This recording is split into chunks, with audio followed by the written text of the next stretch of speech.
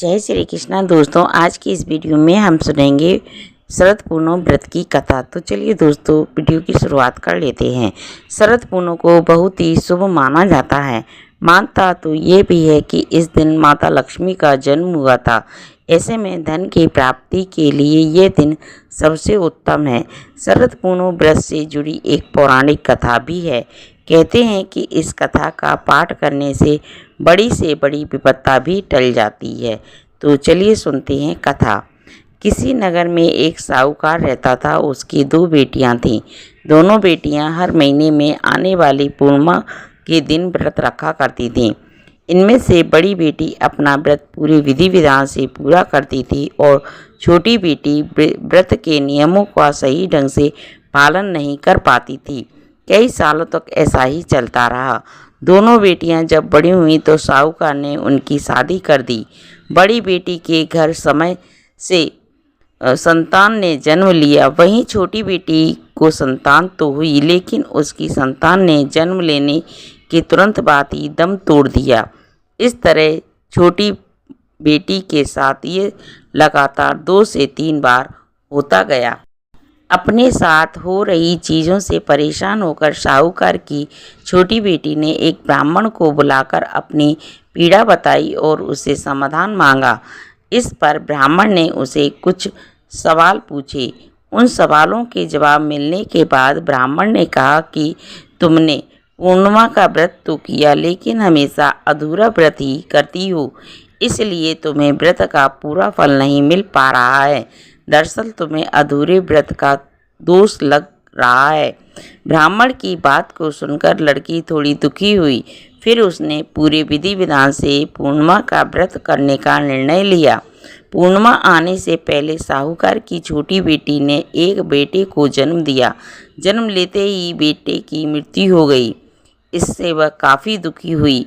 उसने अपने बेटे के शव को एक पीढ़ पर रखा, जिसे एक कपड़े से बांधकर इस तरह ढककर रखा कि किसी को पता ना चले। इसके बाद उसने अपनी बड़ी बहन को बुलाया। उन्हें बैठाने के लिए उसने वही पीढ़ा दे दिया।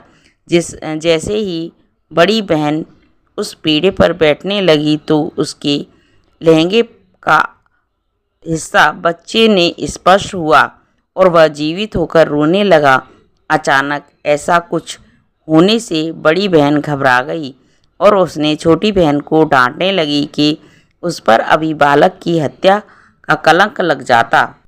बड़ी बहन को गुस्सा होते देख छोटी बहन ने उसे शांत करते हुए कहा, दीदी, बच्चा मरा हुआ था, तुम्हारे स्पर्श से पुनः जीवित हो गया है।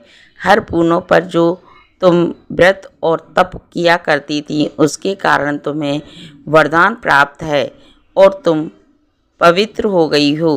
दीदी, अब मैं भी तुम्हारी तरह शरद पूर्णिमा व्रत का विधि विधान से पूजा करूंगी। इसके बाद से ही इस व्रत के महत्व और फल का प्रचार पूरे नगर में प्रसिद्ध हो गया और इसी वक्त को शरद पूर्णिमा व्रत कथा के तौर पर कहा जाने लगा। माना जाता है कि शरद पूर्णिमा व्रत कथा कहने से सारी मनोकामनाएं पूरी होती हैं। कि कहा जाता है कि इस दिन लक्ष्मी नारायण की पूजा भी पूरी विधि विधान से करनी चाहिए। फिर रात में खीर बनाकर उसे रात में आसमान के नीचे रख दें ताकि चंद्रमा की चांदनी का प्रकाश खीर पर पड़े। दूसरे दिन सुबह स्नान करके खीर का भोग अपने घर के मंदिर में लगाएं। कम से कम 3 ब्राह्मणों को प्रसाद के रूप में दें। इसके बाद ही अपने घर में परिवार में खीर का प्रसाद बांटें। मानता है कि इस प्रसाद को ग्रहण करने से कई प्रकार के रोगों से छुटकारा मिल जाता है। तो ये थी कथा शरद पूर्णिमा की।